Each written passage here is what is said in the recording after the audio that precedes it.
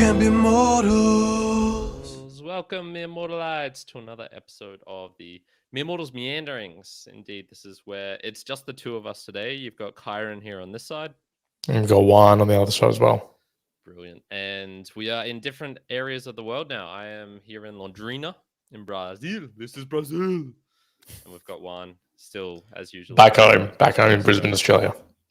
Yep. Hey, Meanderings, this is where we're just going to kind of like go with the flow, talk about observations, things that are popping up, interesting things. I've spent a week here in Brazil now, so 6 days here in Brazil. Observations of the people, of the place, of myself, and perhaps what's going to happen next for me. And we'll probably focus most of this episode on that, and then next week we can do Juan's mysterious illness and and everything else in between. Yeah, I don't know, but I'm interested in this. I'm interested in hearing how the trip's been so far. And I at least, I don't know where you want to kick it off, but I'm interested anyways on how. So Karen had this idea. You might have heard it when we talked about it in the previous big friendship group chat that we did. But it was all about Karen was planning basically on not sleeping and then trying to acclimatize straight away to the sleep patterns of being in Brazil. So yeah. Talked a little bit about it beforehand, but how did that go? Yeah. So we'll start with myself, I guess, because that's the first thing I had on there. And the first thing I had of observation for myself was you can't catch up on sleep. I don't think it's possible. Like if you lose 4 hours and then you try and make it up for it by doing a 12-hour night the next night, assuming you're sleeping 8 hours a night on average, I don't think it works like that. I heard this from Matthew Walker once, and it made sense to me, which was he said a similar thing, which was like if you just can't catch up on it, it doesn't like work like that. And that kind of just makes sense to me in terms of like recovery of like eating as well. If you only eat half as much one day, then you try and eat 1.5 the next day. I think it like messes around with your body, and it won't be like you've eaten the same on each day. So basically the flight, everything, because Brazil is 13 hours behind Australia, and I was essentially like just trying to catch up 4 hours somewhere, and it didn't really work. So very fitful on the plane coming over, just cooked. I just felt really cooked and dirty. Everything went pretty well except for Qantas at the airport, which was freaking stressing me out, man. Because the international side of things? No, domestic. Really? Brisbane to Melbourne. You've arrived there. We're like the only ones in the airport, whole bunch of us. And, you go to the terminal to like click your boarding pass and something. And I remember like I didn't get any emails about a boarding pass. I'm like, oh, that's a bit strange. Go to the thing, clicking it. It's like, this boarding pass won't let you get on. Sorry, it's not printable. It's only online. You can kind of see some things online, but it won't let you scan anything. And it's like, okay, well, I need some help here. Oh, no one starts work until 3:30 a.m. The flight's at 5, and you see them like entering, and everyone like is like me, just being like, what the frick? Like, what's happening? And so puts into stark contrast their message saying, "Oh, be at the airport 2 hours beforehand." Well, I was, and I spent half an hour of that just stressing out. So that was actually the worst bit of the entire flight. Qantas. What did you end up? Average. What was this? What was the resolution with that one? The resolution was, 3:30 start, aka they start actually doing stuff at 3:45, and the lady comes to like the line that's been formed, and the line was formed into like the special needs assistance. When people just start forming a line somewhere and everyone else joins in. Yeah. Well, that's kind of what happened. And she's like, no, you can't be over here. You need to go over here. And then she's like, okay. And then she's just manually calling like, people going to Melbourne, you've got priority, come to the front or something. It was just chaotic. Unprofessional. Yeah. But other than that, ate food on the flights, got there, arrived there. I don't think I posted it, and I might post it, but Lucas met me at the airport, which made everything much easier and breezier. Customs man, getting into Brazil, I loved it. Super. Oh, really? Yeah, just breeze walk through. Yeah, absolutely. There Awesome. was. I'm just trying to think. I'm trying to think what other airport it is that I went to. Oh, I think it might be Malaysia. I want to call out Malaysia, but I'm pretty sure I just like literally, I like grabbed my bag and just walked straight out of that airport. There was just no customs at all. So if it was anything like that, I can imagine it'd just be so nice. It's just like, oh yeah, awesome. Yep. No form to fill out. The guy just wanted to see my passport, and that was it. Just got through. Yeah, it was really good. So then the next thing I've noticed for myself was I actually hit the ground running with my Portuguese. I've been pretty happy with that. So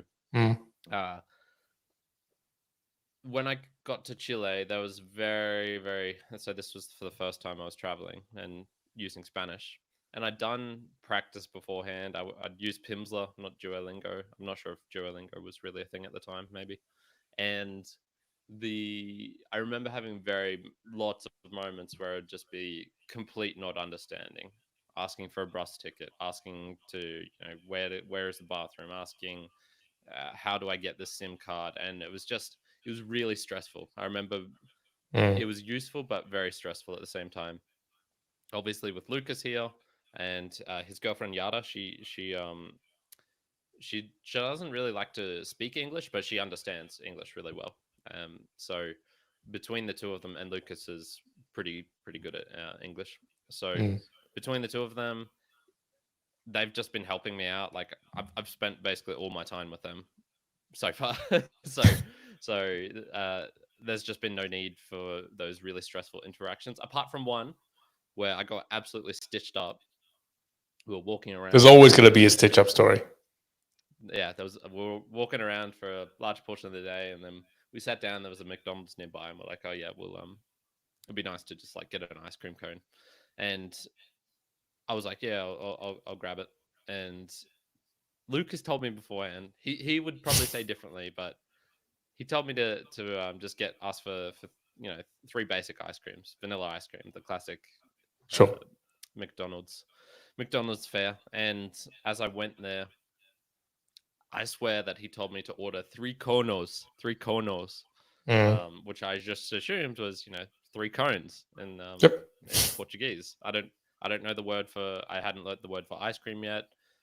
Certainly hadn't learnt the word for ice cream cone. So I was like, yeah, cool. And what happened was I went to the counter, and they were just dicking around. They were like exchanging money with themselves. I counted 3 different cashiers coming and going, and I'm like just sitting there waiting for probably about 5 minutes. And there's this big line forming behind me as well. And there's probably like, I don't know, 10 people, and I'm at the front of the line. So there's nothing wrong with that. It's not my fault, but anxiety's rising nonetheless. And so I go there, and then the final cashier who comes there is this really young girl, and she's like, she says something really quickly. I have no idea what it is. I assume it was just like, how can I help you?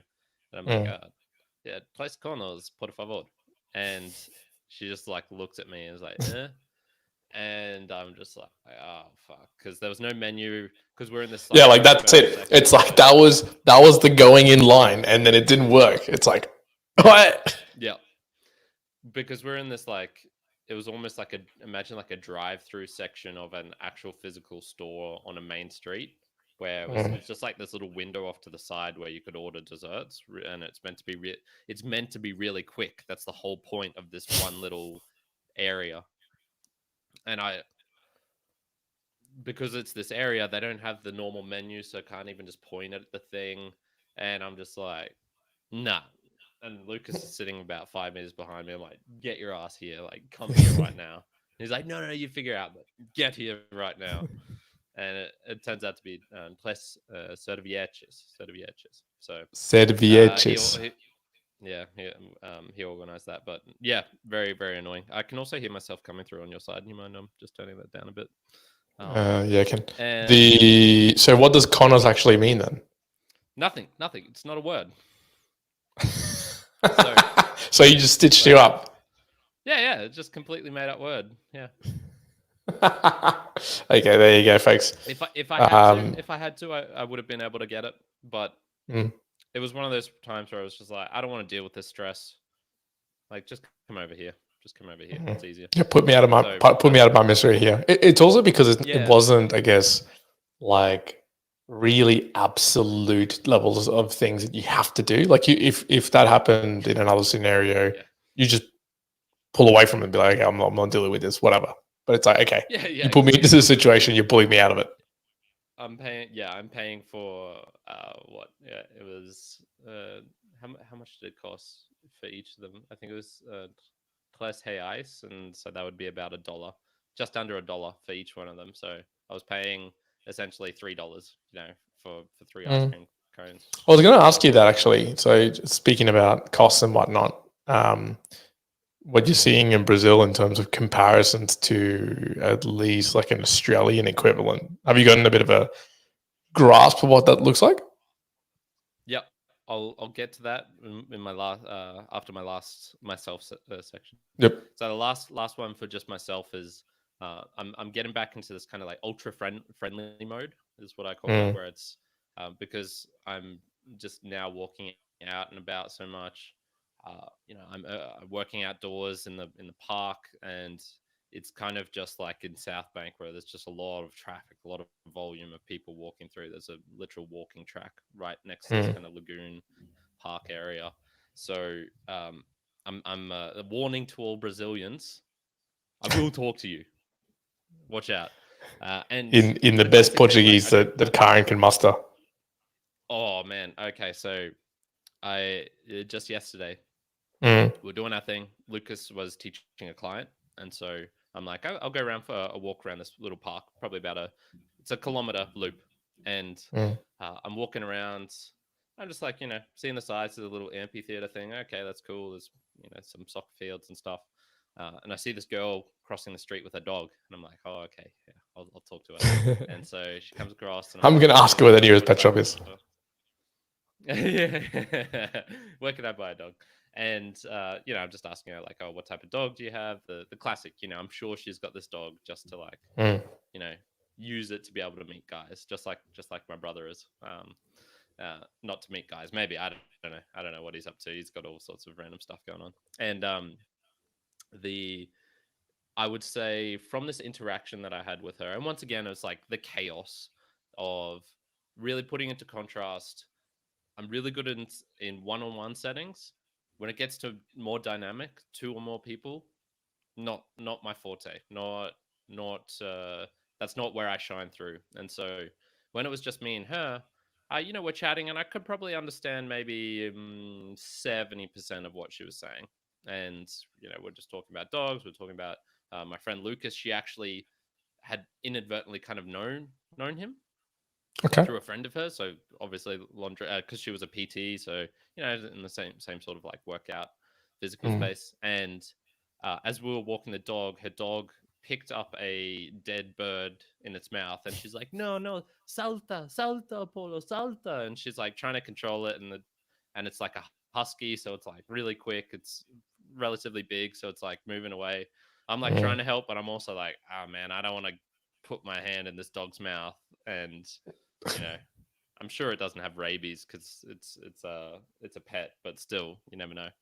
And then like she gives me her phone, she gives me her dog after she gets the bird out of its mouth, and she runs across the street into this gym to wash her hands, and she's gone for like 3 or 4 minutes, man. I could have just walked off with her dog and phone if I wanted to. That's a very trusting Brazilian woman. Yeah, exactly. I'm a trustworthy gringo, and when she comes back, I'm like, all right, I'll go on for the kill. Like I asked for a number, and just as I'm like getting out my phone to put her number in, another lady with a dog comes by, and then it's just like, oh crap, this is chaos. Like they're speaking in Portuguese really fast about like allergies and dogs. I understood maybe 10% of that conversation, and I'm just sitting on the sidelines, really not being able to contribute. And they were chatting. We were kind of like all in this little group dynamic for maybe 10 minutes. And I was just like, damn, if I could have just gotten away that 20 seconds earlier, that You would would have have been been, perfect. would have been loaded. Now I'm Yep. now I'm in this like, all right, well, I have to kind of, it's like I have to kind of not be rude, but it's like I need to take her aside for a little bit just to finalize getting a number. But then it's You're like this interject. lady will be like, "Oh, I thought they were together." Yeah, it's just chaos, man. So, and this happened a couple of other times. You know, I went with Lucas and met some of his friends, and I'm not the gringo who's like unable to communicate, but like communicating with my body and stuff like that. No, I'm more just like, yo, you know, what's up? I'll do my things, but I'm not Yeah, you're not. going to jump in with 10 different people and Hmm. try and play the jokester or whatever. So that Yeah, was you're not necessarily. I guess myself. Karen is not necessarily like supremely expressive through a body, like through your body, more so how you speak. Yeah. So What do you like? Like if you're on your own and you're in a foreign country and you don't speak the language and maybe in a group setting, what what do you like? Do you try and communicate with them even if you can't communicate verbally? it's odd because I don't think that has occurred. Like I can't actually. Yeah, you've never been in that scenario. I've never, haven't been in a situation where I've been in a country where I didn't speak the language on my own. Maybe Japan,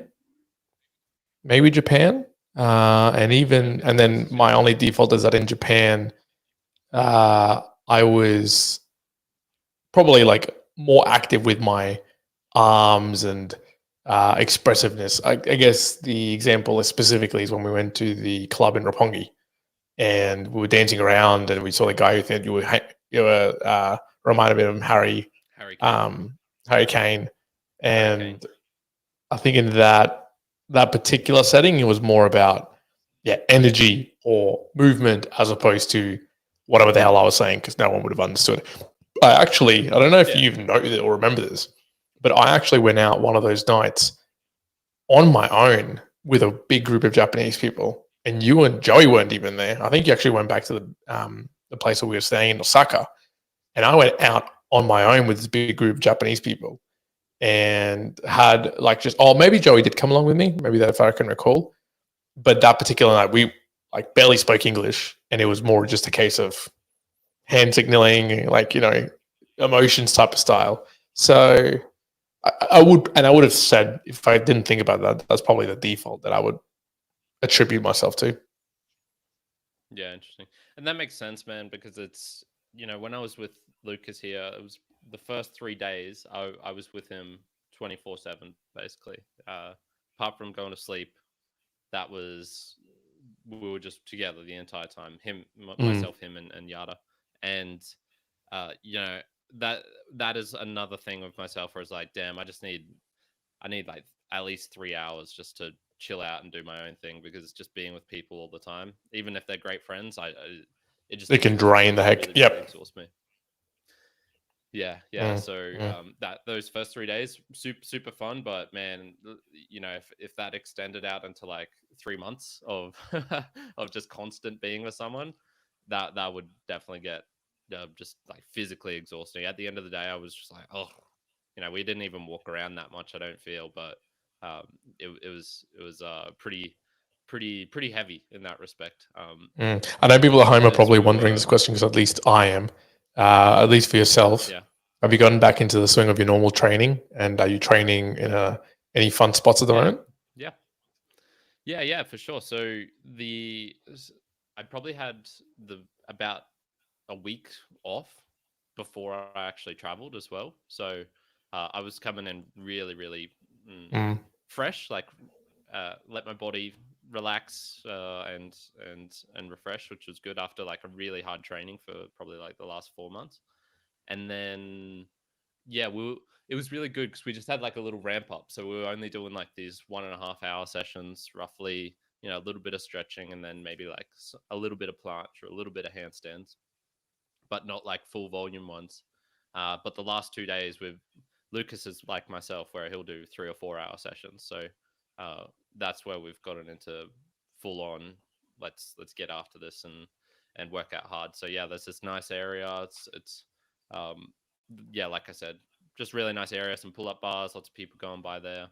There's a bar right next to it. I'll take a video shortly. A bar right next to it, like an actual like drinking bar next to the setup. Yeah. So on Sunday when we were there, there's people 5-10 meters away from us who were just full on like chugging beers, drinking, having laughs and stuff while we're working out.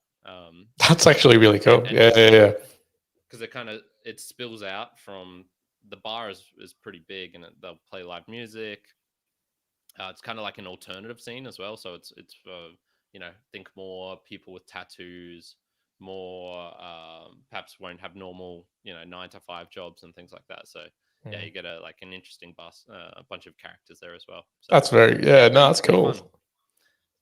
Which do you want to talk about the people or Sao Paulo and Londrina, or should we do or some boostergrams? What are you feeling? Let's run through some boostergrams quickly. Okay. Yeah, sounds good. Let me run through some boostergrams and then let's talk. I want to hear the location first, and then we'll get into the people. Okay, cool. Yeah, so for those who don't know, a boostergram is where we thank those people at home who have been helping to support the show. And there's actually a thing Adam Curry was highlighting on one of the recent episodes where he's like, a boostergram is not a message with money attached, which is kind of what I've been saying sometimes. And he was actually like, no, you need to reinforce. It is support with a message attached. So these are all the people who have been helping to support our show financially speaking. Because this does take time, effort, money, all of these sorts of things to create this product, and we put this out free of value for those at home. You can tune in free, never support us if you want, but the show needs your help to continue on as well. And if we've put out something good enough and you're enjoying it enough, we do just ask that you help return some of this value.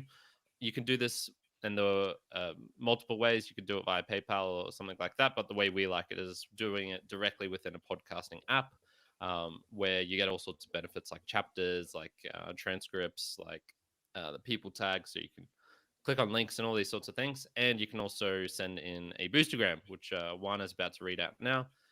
It's Satoshi's with a message attached. So Juan, you want to jump in? We didn't do any last week, so we might need to do a make good, I think, for one message. We didn't get too many. Correct. So I've got one actually here from the 6th of April. So technically we were Sad Puppy last week. Technically, yeah. So technically last week was Sad Puppy, so we wouldn't have called out anything. But so we've got two that I can call out. One from McIntosh. He says, completely random, J.R.R. Tolkien did a translation of Sir Gawain and the Green Knight. There you go. Didn't even know that. Yeah. And that's 2100 sats sent using Fountain. J.R.R. Tolkien's like a pretty interesting guy in the sense, obviously he wrote The Lord of the Rings, which is one of the classic books, trilogies, what would you call it? Fantasy genres. But man, that dude had pretty extensive knowledge of languages.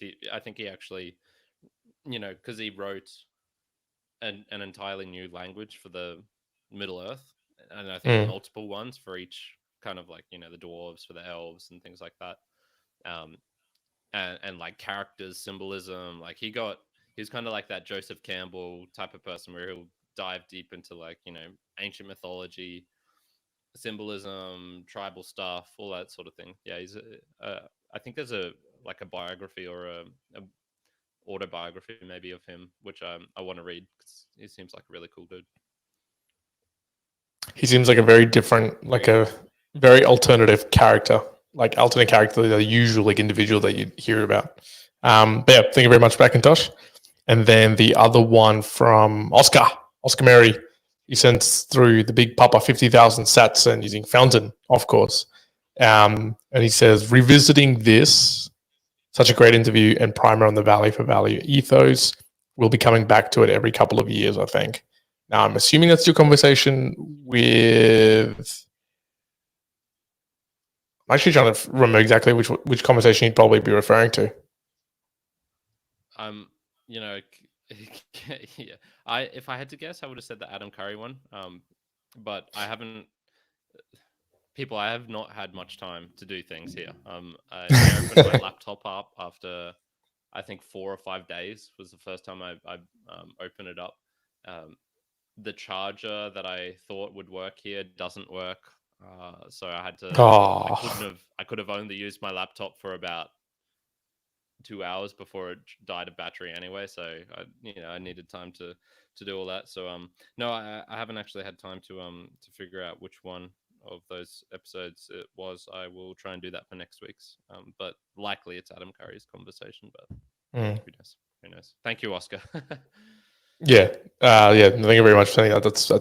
That's huge coming through, obviously, in this time and age. But yeah, no. Back to your point, Karen, of supporting the podcast is we definitely ask, obviously, from that front to be the support. We do have a PayPal. We send all of the PayPal that does come through to supporting just developers, basically, in the space of Valley. But the support that you send through helps us to keep on keeping on, especially Karen's currently traveling through Brazil, and it takes a certain amount of effort to put these together. So the support for that does help out. Yeah, for sure. You asked me before one about prices. Now, what would you expect prices to be like here? I would have expected to be lower, like a more comfortable in comparison to at least the Australian lifestyle. So when you said the cost of the ice cream, so I kind of went, that's like same. So my default would have thought, hey, bigger portions, cheaper prices. There's a bit of it feels cheaper. Is that true? This is what I've noticed in basically everywhere that I've been, and this was going back to 2018, 2019 as well. So you know what, 5, 6 years ago, and we're recording here on the 10th of April, 2024. For those who don't know, the prices everywhere are usually equal from what I've seen to Australian standards. Now, this says with some caveats. First caveat is if you go into malls, like a really nice mall here. I'm closer to the center, so obviously I'm not staying in favelas. I'm not staying in real outskirts of towns. Even here in Londrina, and I'll talk about why it's kind of similar to Brisbane soon. Even where I'm at right now, it would be the equivalent of, even though I'm outside of the city center, I'm around Chermside, so it's still a decent area, still a nice place, and it's still got a massive mall there. So I've found that prices very, very similar, and it's only in like the small niche thing. So one, if you went out to the kind of like favelas or markets and went to stores there, they would be cheaper, just because it's more dangerous there, more dirty, more uh, you know rent and things would be cheaper there. So therefore, the prices around that area would also they would find a way of making it cheaper when it's close to the city, or when it's close to the nice places where rent is more equivalent to Australian standards. Then yes, it's the prices are very similar, and it's only in small little things where it'll be in a bakery, perhaps you might find bread which is a little bit cheaper. But the first place we went into, Sao Paulo, which Lucas described as it was medium. It was medium. He said it was upper middle class, perhaps in Sao Paulo, but there's still a lot of razor wire on fences, a lot of double lock doors. So you enter in one, close that, and then open the next door behind you. That sort of deal. Um, even there, when I was walking through a little market that they had there, meat was about the same price as lollies, drinks, milk, cheese, all the kind of like classic fare, vegetables. They're all pretty similar in price. Um, and yeah, it's just kind of like happy hour chops though. There's this thing called chops, where it's just like a beer. That's half price. That was pretty cool. I'm like, all right, Yeah, this okay. is That the one kind of was thing pretty we want. good. Half price beer. I'm all about that. And there's a question, I guess, for you. People then coming to Australia, they generally say like, oh, Australia's so expensive, but I'm like thinking, okay, why though? Because if you come to Australia, the the prices are roughly the same from what I gather. I'm pretty sure I'm not wrong. Like maybe there's a slight discrepancy, but it's maybe like 10%. It's not. It's not like it's 100% more expensive to buy meat in Australia. Um, is it possible to get cheaper food other than the Woolies or Coles type things in Australia? And if you do, where do you go to? Do you have to go out of the city? Do you have to go? If I went to far west Brisbane, if I go to Ipswich, do prices get cheaper there? Because I don't think they really do, right? No, they don't. No, they don't. It's fairly federated in terms of what they all end up costing from a brand's perspective. Like if one Aldi charges something for one place, it's generally the same across the board. That's not going to change. It's going to be more so where you'd see the discrepancy would be like independents or markets, like a market friggin' out whoop land, but maybe close to a farm. Maybe you're going to get a bit about like price valuation because there's less middleman and less costings behind it. That would be the only thing, I guess, in Australia. So I 100% would agree that you can get cheaper, meat, vegetables from fruit, and maybe some grains as well, like just raw grain or raw flour or something. But if I wanted, cheaper Oreos, I don't think. You're not finding. Yeah, there's no. Everything's going to be basically the same price everywhere you go. Right. Yeah. Even if the only place I would say store in Australia, and it's not that it's like you have to go super far away.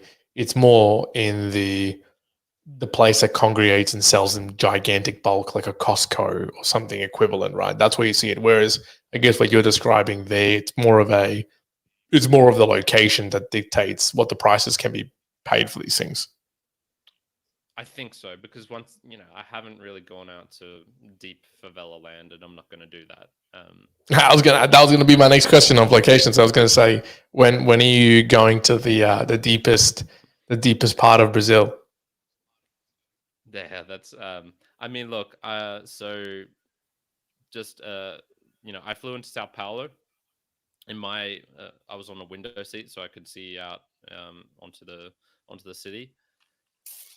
Ginormous, just ginormous, huge, man. It reminded me of. Did you ever see the movie Dredd? So it's about like Judge Dredd. It was, I don't know, in the 2010s sometime. Anyway, like the Judge Dredd world is, for those who don't know, it's like a kind of like apocalyptic type, real dystopian scenario of the human race. They've got a lot of technology, but it's unevenly distributed. So there's basically like all of these huge areas of kind of wasteland or like just really shitty houses, lots of crime, and then they've got these massive, gigantic buildings, which are I can't remember what they call it. They're like super buildings or super housing, super apartments, something like that. And in this building, it will house 100,000 people or something like this. That's what it felt like flying in, because there was just so many apartment buildings, man. Apartment buildings for days. Flying into Tokyo, I can't remember. I don't think I got a good view of the city, but I've seen some photos. We wouldn't have had very much of a good view anyways. It's all no, because the airport's not that close. The one that we flew into, at least, wasn't the real one, close one to the city, and I think it was cloudy when we flew in. Or what? Did we find? No, I flew in separately from you guys. But it was a nice clear day. I could see everything, and it just reminded me of Dredd, where it was just like, holy shit, this is a lot of people here, man. Just so many buildings, so many, and they're all this kind of like drab, same color as well. This kind of like creamy yellowy type thing, and yeah, it just very yeah, I don't know, it just kind of blew me away flying in, just being like, damn, that's a lot of people here. It's a good perspective. It's a good perspective on it. So location, why were you saying that Londrina is sort of like Brisbane? Yeah, 14 million people in Sao Paulo, so half of Australia in just this one, in my eyesight kind of deal. So just putting that into context. Londrina, so a couple of days in Sao Paulo with Lucas and his Lucas's kind of like family's apartment, and then we went out, took a 6-hour bus ride onto Londrina once again, like trying to sleep on a bus. Didn't sleep there. Forget that. Yeah, you can just feel the difference, right? Even though there's still kind of the security of, razor wire or the like sharp things on top of walls, basically everywhere. It's just much safer. There's just people walking around all the time. They don't have a river running through their city like Brisbane does, but they've got a really big lake, which kind of replicates that similar sort of atmosphere of being close to the water. Just lots of people out and about, women walking out on their own, couples. It feels, how would I describe it? Even just like, the width of the streets, the way people park, the type of stores and shops you'll see, just like the layout. I'm like, oh yeah, it's Brazilian. It's still definitely Brazilian. There's hints of that everywhere.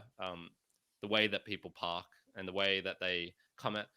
All right, so just the way they come out onto the street, right? In Australia, it's very rare that you'll like poke your nose out onto a busy road where people would have to swerve around your car. The only reason you do that is if there's literally like a truck blocking your way or something, and you can't get out without having to look out.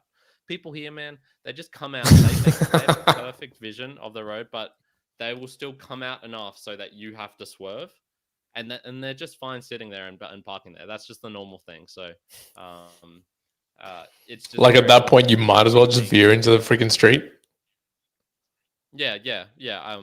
I don't know if it's because they don't have the police enforcing is not so great, so it requires human enforcing of like brake checking people, or like if someone's coming up really quick on your side, you kind of like swerve a little bit just to like put the fear in their hearts and to slow them down. I'm wondering if it's like a self-enforcing policing thing going on here. It's a self-regulating way of like law and punishment. Yeah, it's the driving is certainly better than Colombia, though. I'll give them that. So, points to Brazil for that. I was going to say, what about honking? Honking, not too much, man. And their honks, I would say the decibels are lower on their cars. Some of them aren't even that aggressive with the loudness of it. It's more like a beep beep beep beep beep. Whereas in Colombia, it's full on like one. So yeah, that's been pretty good. The thing I felt was as well in Sao Paulo, I felt totally fine safety wise. Lucas was really warning me, and he's like more jacked up and eyeing and looking out, and very very wary of people. I think it could just be he's more wary than I am, or he judges people really quickly in terms of, is this going to be a friend or foe type thing? Whereas for me, I'm just like, I'm kind of neutral about everyone that comes my way. He was actually asking me like, when I met the girl, he was like, oh, was it the girl with the yellow pants? And I was like, dude, I don't know. Like, I don't know. And I think that's probably a thing about me, that I'm not that observant of the small minutia of the individual things. It's more of like a larger scale. That's where I'm more observant. So I felt totally fine in Sao Paulo, but he was like, no, like be a bit more careful. Londrina, it's more safer, but he's still like, don't leave your. I guess when he says to be a bit more careful, what I guess do you think he means by that? Like, can you give us an example of, someone's traveling to Brazil or anywhere else in particular? What is it that you are doing now that the suggestion of be more careful is? So I have my backpack, right? I had it just slung over one shoulder. He's like, no, put both on. Put it on both shoulders, because it's more easier to just like grab it and run off, and it'll get yanked out of you if you've got it on one shoulder. Whereas if you got it on two, they'd have to like literally slice open the bag, or just straight up, like gunpoint or knife point rob you. Yeah, so safety wise, like the only thing that really makes a difference was I just wonder if the violence can be really random and sudden, and which is kind of what I've heard before when I was looking up group chats and links and things like this, still it can just happen out of nowhere. So it can feel like a normal everyday, and then just something happens. So and then once again, this is much more likely to happen in Sao Paulo or Rio than in Londrina. Londrina's, I think Lucas said 600,000 people. So yeah, the Wow, difference. way smaller. Yeah. Which is why I'm saying it's kind of like that Brisbane-esque type deal. Mm. Yeah, cool. All right. The last thing I had here was just the people. So the friends are so kind. Lucas and Yara have been, and their families have been amazing to me. Treating me to dinner, taking me out places, showing me things, making sure that I'm having a good time, looking after me, being, setting me up with like this room here. I'm kind of like renting it from Yara, but it's like just so generous. Um, but then strangers can be a little bit standoffish or wary. So we took multiple Ubers, for example, and they didn't really want to humor my shitty Portuguese, because I was like, sit up in the front. What do you mean by that? What do you mean? Oh, so like, I'll ask a question, and uh the obviously I'm not going to get it across really well. I'm asking about something about someone merging in traffic, or the type of neighborhoods that there were in Sao Paulo, where was he from, this sort of thing. And like, he didn't really understand. I can get that. Lucas in the back will then ask the question to the guy, and then he'll respond in like 1 or 2 word answer. And so in that case, it's like, all right, maybe this dude's been driving all day. He doesn't want to have a conversation, doesn't feel like talking. That's fine. When it was 4 or 5 of those in a row, um, that's when it was like, oh, okay, blah. There was one really friendly Uber driver, and Lucas had a really big chat with him, so that was cool. But yeah, I don't know. It can just feel like it might be where, just because of that little bit of danger aspect, you just have to be wary of other people, especially young men, I guess. I even noticed, just it's just all the things. Like in Australia, I'll spread my shit out everywhere. If I'm at the workout park, I'll have stuff over here. I'll leave these bands lying up over there. I'll feel fine walking away from my phone and my wallet, and I'll walk 20, 100 meters away. I'll go to the bathroom across the soccer field and just leave all my shit there. Whereas here, yeah, you just keep your stuff a lot more closer to yourself, and you don't really walk too far away from it. Mm. So it's just one of those things where it's like, just got to be kind of careful, because you never know. Yeah, just awareness. I mean, like that's the thing with like awareness of the places that you're in as well. And I think that's what in travels. And honestly, it would be fun to have, like we've postulated about, of doing a specific one on traveling. So there's a couple of things that are quite niche and specific to it, but I think there's an awareness of, or an expectation that if you come from countries like Australia or Switzerland, you just predetermined to have this built-in, like I can leave my phone or I can leave my wallet and I'll just find it. In Taiwan, we left our passports at the airport, drove 2.5 hours in a taxi to the hotel, realized we didn't have the passports to check into a hotel. The taxi driver willingly was like, I'll drive you guys back. And then we found the passports where they were at the airport, and there was someone guarding them for us. Now, that doesn't happen everywhere, right? So I think it's like an awareness piece that, and I think it's good because you've been to South America in other places, not Brazil, but other places. So you kind of know anyways what to expect. Did you do any research yourself of what that awareness or expectation was, or did you rely more so on Lucas, or just like a bit of a gut feel on like, oh, that's what I just need to do? I think gut feels good for these sorts of things. You just see what other people are doing. If the way they hold their bags, the way they walk on the street, the way they will interact with other random people, of like a beggar coming up to you, or something like that. So yeah, you just kind of get a feel for watch and see what other people do. Is generally, whilst it won't get you into like massive trouble, but it can kind of lead you down the wrong path as well, in the sense where, I lined up like all the other fools in the airport in the random line just because that's what someone else did. So I was like, all right, well, I guess I'll line up here. So yeah, it's one of those ones where it's like monkey see, monkey do.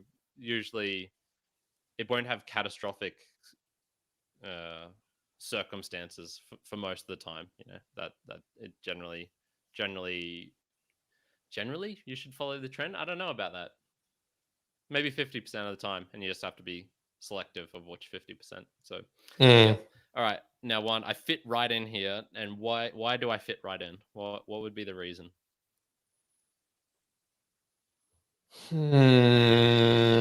One aspect I'm going to say is people don't wear many shoes or socks. Two could be there's a lot of bald people there. Bingo. Yeah. There you go. It's the baldies. Karen's going to get on the freaking, what's it called? Baldy Billiards date matching or whatever it is, the app that we talked about. Plenty of bald people. We for those who don't know, when we were in Canberra last all together, Canberra or Melbourne? Sorry, Melbourne for the Melbourne for Joey's wedding back in August. We were coming up with names, and ChatGPT was suggesting bald people exclusive app for dating, and it was like Chrome Dome Cupids or things like that, and yeah, that's the one. Yeah, things like that. Man, poor Brazilians, they have not inherited the strong Colombian / Mexican genes of not balding. There's a lot of dudes here just right in the back or coming up in the fronts as well. Mostly it's like older guys, and they'll. What I've noticed is there's not many dudes who'll just full on shave it off, unless they're kind of like darker skinned. Don't know why, but like the whitish looking guys, because they've got a lot of European influence at the south, kind of like the Argentina type thing, and then in the north it's the more native darker people. So you get this. There is a lot of mixing of colors here, probably more so than Australia, of really dark people and rather white people, and yeah, they're just they're not shaving their heads either. Come on, people! Like, don't let it thin out like that. It's a bad look. Gotta take a whole bunch of baldies, but there you go. Karen's fitting in. There you go. But yeah, but it's not like and I feel like the amount of barbershops in a country will relate directly to the amount of like the strongness of the genes in their hair, because in Mexico you couldn't walk more than 3 blocks without finding a barbershop of some sort. Here you can go for days. You can walk for days. You can walk around the entire city and not find one. So that's a good observation, actually. Like, the services would be there in place for the things that's needed, but if a lot of people don't have hair, well, you don't get too many barbers. Yeah, exactly. My last observation about the people is I've not been wowed by the guys or girls in terms of physical appearance, in terms of attractiveness. Actually, one of the things that you hear about Brazil, and I don't know if you've heard the stereotype, but it's like the big boondas. They've got really big asses. The Brazilian booty cream. Brazilian bum cream, sorry. Stereotypes of like, just a lot of personality in the front, a lot of character in the back. And I'm referring to the boobs and bum there for people who are not watching the video. I haven't seen it, man. I haven't seen the big Brazilian booty. So I will say I have not seen them in what you would probably describe as their natural environment, which is either at the beach or at the club and dancing. So I have not been to either of those two places. And the one place where I did see a girl dancing, she was like, not bad looking, but not like great looking either. But then when she started to dance, I was like, oh, okay, she's actually like become way sexier now. The way it like changed the dynamic. Yeah, all of a sudden the movement and the. And here's my final observation was, um, you're all people ask you, are you a boob or butt guy? You know, boobs or butt. And this is just like a guy thing to say. And I feel like the question should now become, for myself at least, are you a boob or a butt or a back guy? Because I don't know what it is. Like in the last year or so, I've just found something super super attractive about seeing like a girl's like upper back or lower back, um, like an open one of those open air dresses type of deal where Mm. the front will cover it a lot, but it would be really like low cut in the back. It's sexy as hell, man. That's I'm a back guy. I'm a back guy. What can I say? You know, I'll be a butt guy over boobs, but I'm a back guy. There was this girl. She was walking with a limp, and it was really strange because I was just like, oh, this is one of like the more attractive girls that I'd seen in Sao Paulo.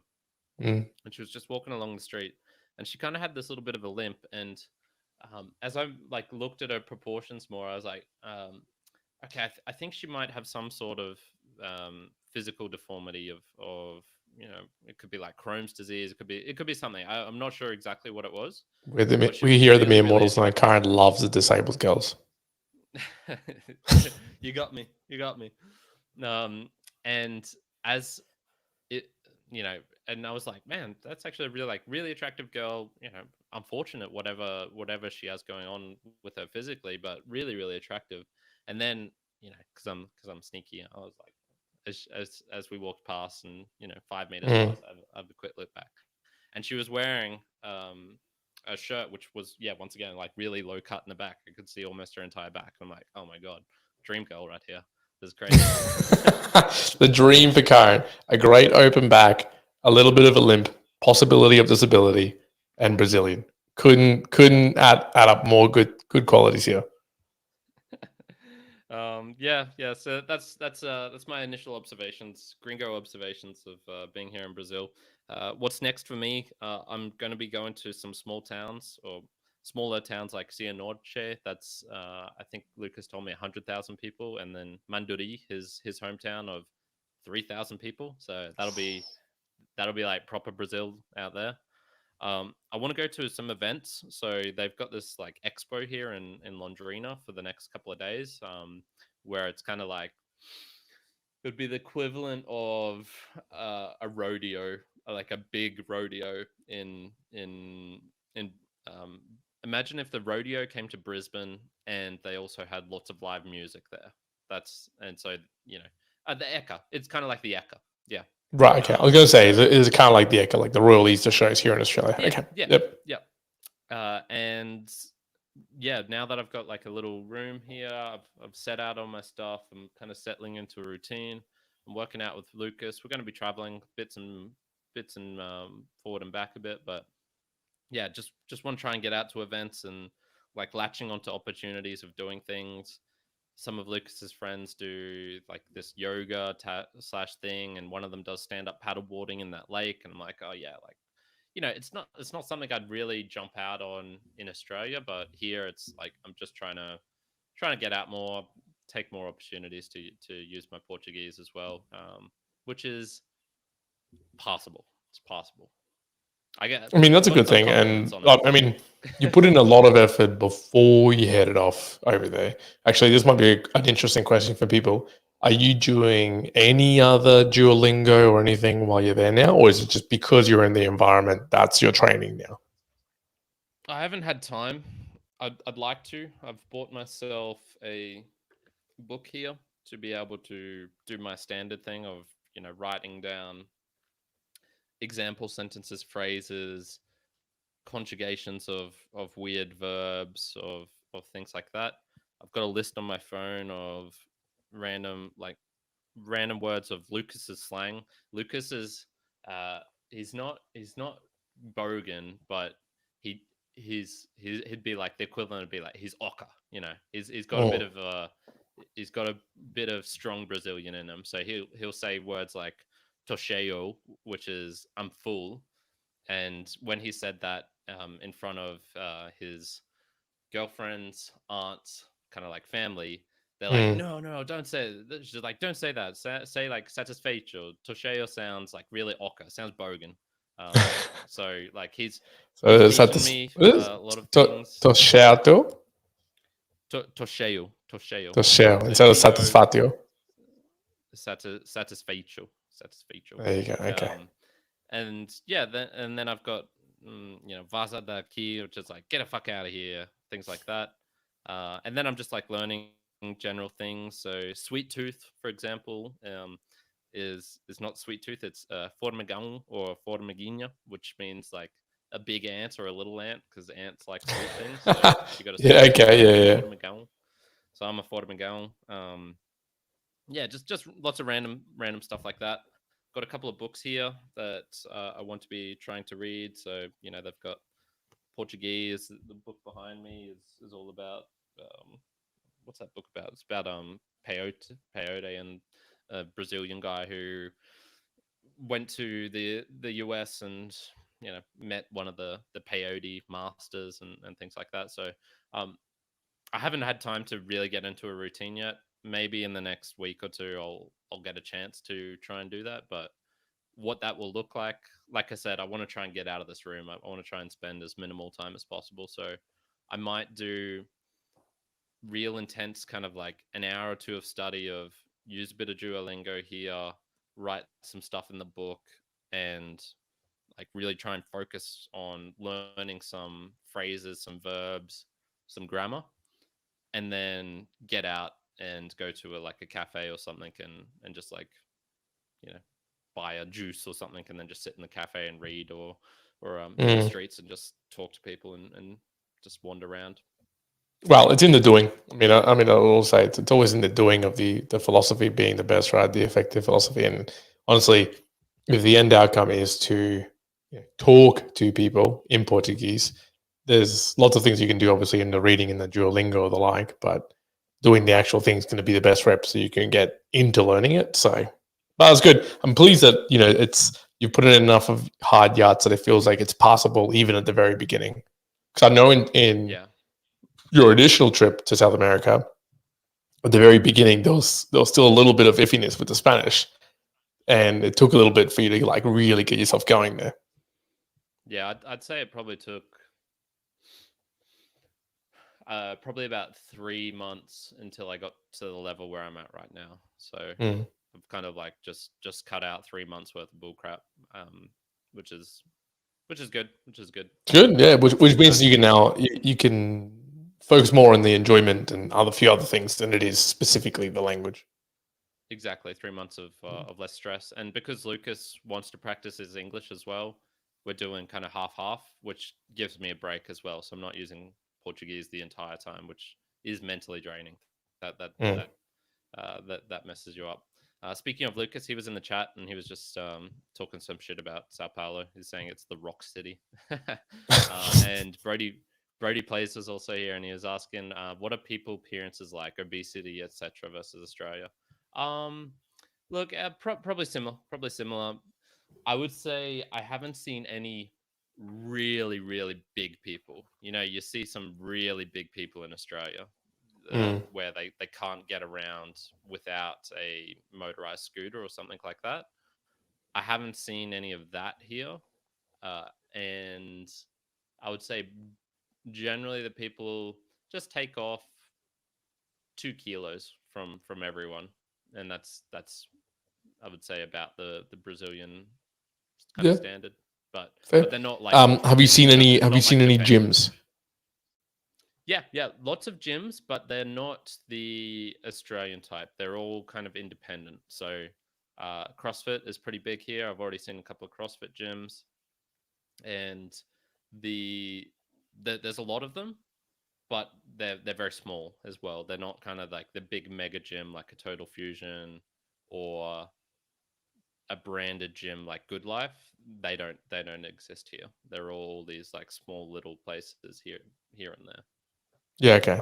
Cool. Yeah. Like a little more like hole in the wall style gyms that you see. Okay, fair enough. That's good. Yeah, exactly. Yeah, so that's it from my observations. Maybe next week we can let you have a bit more of a chat and we'll talk more about what's going on in your life as well, Juan. So Yeah, well, I think next week we might get back to a bit of that, and I think some of the more funner style of questions that we used to have a little while ago in previous meanderings of the past. Like I enjoyed looking into things around, what's keeping us excited, what's in our horizon of things that's fun, cool stories that we're listening and finding out. I think we're going to get back to more of that sort of storytelling, purely because it fits our current life and the way that we're presenting the podcast. So there's that. But, what you'll see as well, like we've talked about in the past, things like our book reviews, we've got pre-recorded things all the way through April, right? So it's going to give, as we just heard from Karen, he's not going to be there, available in the room to be hunkering down. The reason he's traveling to explore. So you're going to see that in the next few months. And honestly, one of the things I was recognizing was, we started at the start of the year with 2024 and we're like, this is going to be like, it feels like a good year, and sometimes in my mind I went, do we have to like more? And it doesn't actually mean we have to create more or produce more, as long as the type of quality of the things that we're putting together and the steps and what energy we have that we put towards this is like the right energy, and also not something, once again, that either burns us out or doesn't make it sensible for what we're doing at the moment. So just be aware of that, folks, as well. And look, we're going to have lots of learnings from this particular recording that we just did. As my partner just reminded me before, the first international episode that we've done between In the Mere Mortals, like between us two. We've done this with other people across other people in the world, but never between us. So honestly, the fact that we even finished this, I think it's like amazing for the podcast. So kudos to us, folks. And I'd probably reflect back on that. And again, we talked about it in the Boostagram Lounge, but if you do want to support us, sending through a Boostagram, Satoshi's attached to a message that you send through, or streams, really does help us out in terms of supporting us and getting things together. So that's really the treasure. But you can help us out as well with talent, time, sharing it with people, sharing the podcast, or if you're hearing where Karen's going to go, if you have any ideas on, hey, I'm Brazilian and this would be a really cool place, or any suggestions around that, all of that does help out and support us in different ways. Talent, questions, topics that you'd like us to cover as well. Love to hear from that. And just kind of bear with us. I've missed the value for value show for this week. I'll try and do a make good over the next day or two, but I don't know if I'll have time. The one's very gratefully pushed back the time we recorded this by half an hour, and I very much appreciate that. But we had so many technical issues, and things are going to change. We won't have Riverside in a week or two either, so we'll see what happens. So just bear with us. And I will be using the Instagram more as kind of like just posting some stories and some random things as well. So just be on the lookout for that if you want to connect more. Absolutely. I think we'll leave it there. That's probably a good jumping off point. Appreciate it, folks, who've been tuning in live. Australian time 7:30, Brazilian time 6:30. So if you're listening and you start becoming a big Mere Mortals fan because you're in Brazil and you see Karen, good. Come on and join in early in the morning. But otherwise, we'll probably leave it there. Thank you very much for tuning in, folks. And Karen, all the way from Brazil. Thank you very much, Lucas, Mum, and a few other people in the live, Brody as well. Thank you. Appreciated. Hope you're well wherever you are in the world. Bye now. Karen out. Bye. Dude.